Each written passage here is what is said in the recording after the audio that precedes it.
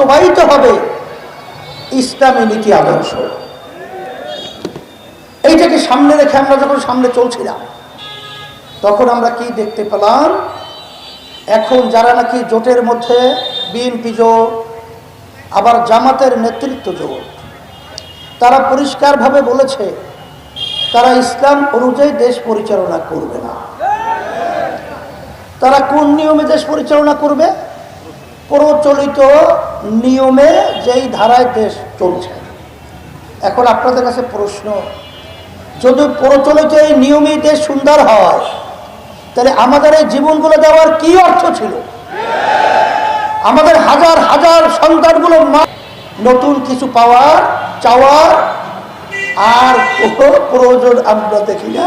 প্রয়োজন যারা আমরা ইসলামকে ভালোবাসি, যারা আমরা দেশকে ভালোবাসি, যারা মানুষের কল্যাণ চাই, যারা ইসলামকে ক্ষমতা উদ্দীন করতে চাই, আমার সেই ভাইদেরকে, আমার মা বোনদেরকে আমি অনুরোধ করে বলবো যে আজকে দুনিয়াতে শান্তি, আখিরাতে মুক্তির লক্ষ্যে যারা ইসলামের সাথে থাকবেন তারাই দুনিয়াতেও শান্তি পাবে। দুনিয়াতে শান্তি, আখিরাতে মুক্তির লক্ষ্যে ইসলামের সাথে জড়ায় থাকা ছাড়া কোনোদিন আসবে?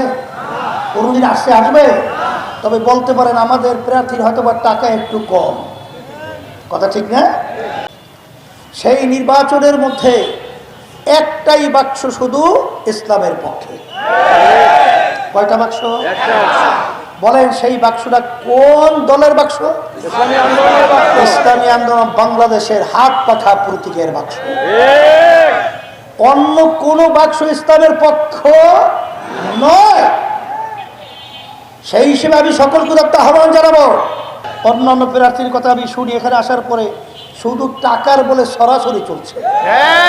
আমি বলবো, আমি তখনই বলছি যে আল্লাহর রহমতে কুড়িগ্রামের মানুষ, বাংলাদেশের যারা দিনদার, দেশকে ভালোবাসে, যারা মানুষকে ভালোবাসে, তারা কোনোদিন টাকায় গরু ছাগলের মতো বিক্রি হবে না।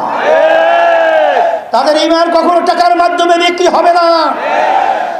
আমি আপনাদের উপস্থিতি এবং আপনাদের স্বতঃস্ফূর্ত এখানে আসা আকাঙ্ক্ষার পরে আমার মন বলছে আল্লাহর রহমতে ইসলামের পক্ষের বাক্স, হাত পাখা প্রতীক নূর বক্স সাহেব, তিনি আল্লাহর ভজনে বিজয় হবে, হাত পাখা বিজয় হবে এবং আপনারা বিজয়ের গলা তার গলায় পরাতে পারবেন।